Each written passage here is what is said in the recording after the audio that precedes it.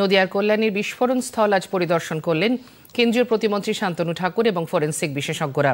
Forensic বিভাগের assistant director doctor Debashis Saha বলেন, ঘটনাস্থল থেকে সংগৃহীত নমুনার পরীক্ষার পরই বিস্ফোরণের আসল কারণ জানা যাবে।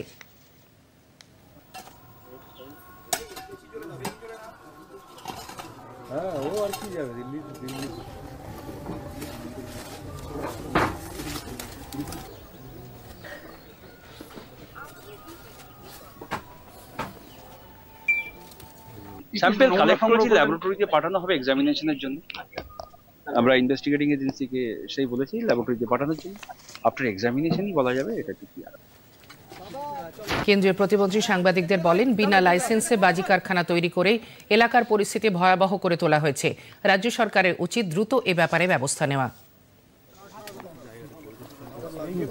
একমাত্র পশ্চিমবঙ্গে আমরা দেখতে পাচ্ছি এইগুলো ঘটছে, কেননা অবৈধ একটা বাজি কারখানার এখানে আড্ডা ছিল।